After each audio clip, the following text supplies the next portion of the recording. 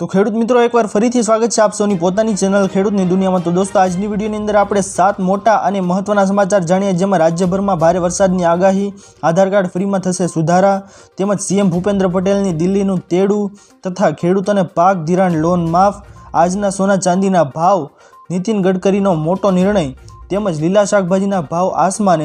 તો આ તમામ મહત્વના સમાચાર આપણે આજની આ વિડીયોમાં જાણીએ તેના પહેલાં જે કોઈ પણ ખેડૂત ભાઈઓ અમારી ચેનલ ખેડૂતની દુનિયા પર નવા છે તેમને વિનંતી કે ફટાફટ અમારી ચેનલને સબસ્ક્રાઇબ કરી દો, જેના લીધે દિવસભરના કામના સમાચાર આપ સૌને આ ચેનલના માધ્યમથી મળતા રહે। તો ચાલો દોસ્તો આજની વિડીયોને શરૂ કરીએ। તો દોસ્તો આજના સૌથી પહેલા મોટા અને મહત્વના સમાચાર આપ સૌની સામે આવી રહ્યા છે કે રાજ્યમાં ભારે વરસાદની આગાહી।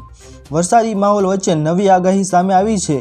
હવામાન વિભાગે જણાવ્યું છે કે ગુજરાતમાં આવનારા 5 દિવસમાં વરસાદી માહોલ રહેશે।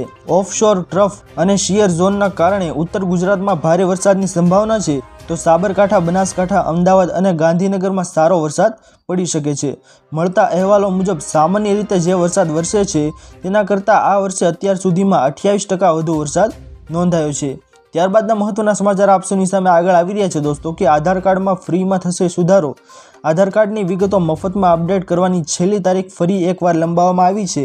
આધારમાં દસ્તાવેજો અપડેટ કરવાની છેલ્લી તારીખ અગાઉ 14 જૂન 2024 હતી, જેને UIDAI દ્વારા 3 મહિના વધારીને 14 સપ્ટેમ્બર 2024 કરવામાં આવી છે।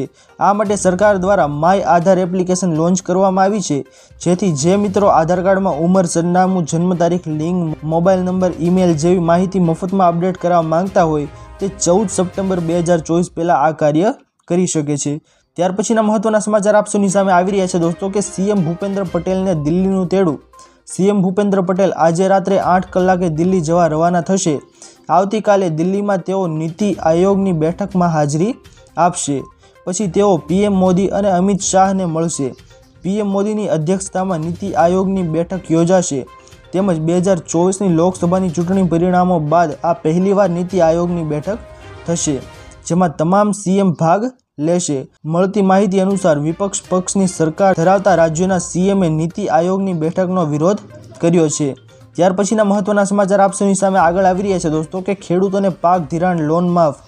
ગુજરાતના દરેક ખેડૂતો માટે પાક ધિરાણ લોન અને પાક ધિરાણ વ્યાજને લઈને આવ્યા મહત્વના સમાચાર।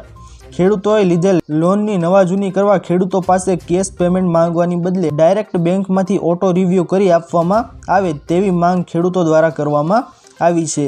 તેમજ ખેડૂતોનું પાક ધિરાણ વ્યાજ માફ કરવામાં આવે એવી માંગ ખેડૂતો કરી રહ્યા છે, જ્યારે ખેડૂતો બેંક લોનના પૈસા ભરવા માટે બહારથી વ્યાજવા પૈસા લઈને વ્યાજના પૈસા ભરે છે, જેથી ખેડૂતોને ઓટો રિવ્યૂ સુવિધા આપીને ખેડૂતોને થોડી રાહત આપવામાં આવે તેવી ખેડૂતો માંગ કરી રહ્યા છે।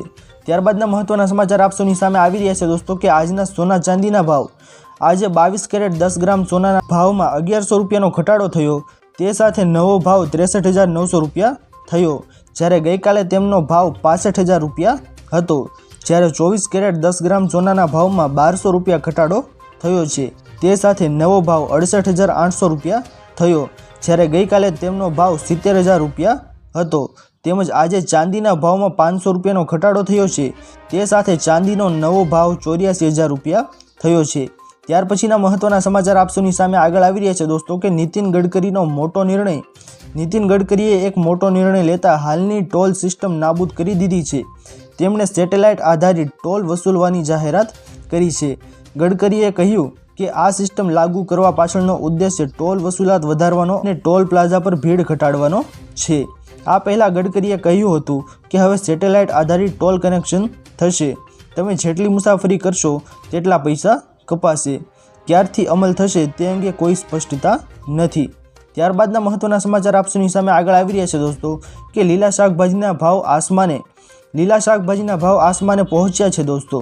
મોંઘવારી મુદ્દે સરકાર મૂક પ્રેક્ષક બની ગઈ હોય છે, લોકો ખરીદીમાં કાપ મૂકવા મજબૂર બન્યા છે। હાલના શાકભાજી વિશે વાત કરીએ તો વટાણા રૂપિયા 160 કિલો, સરગવો પણ રૂપિયા 180ના ભાવે વેચાઈ રહ્યો છે। ટામેટાના ભાવ પણ વધીને કિલોના 120 રૂપિયા થયા છે। આદુના ભાવ પણ રૂપિયા 150 થયા છે। તેમજ કોથમીર પણ 100 રૂપિયાની સપાટી વટાવી છે।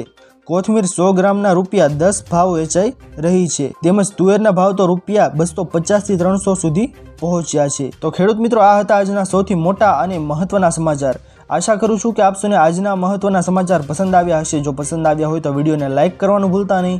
ચેનલ પર નવા આવ્યા હોય તો અમારી ચેનલ ખેડૂતની દુનિયાને સબસ્ક્રાઇબ કરી અને બાજુમાં આપેલા બેલ આઇકનને પણ પ્રેસ કરી દેજો, જેના લીધે દિવસભરના કામના સમાચાર આપ સૌને આ ચેનલના માધ્યમથી મળતા રહે। તો દોસ્તો મળીએ હવે પછીના વિડીયોમાં, ત્યાર સુધી જય હિન્દ અને વંદે માતરમ।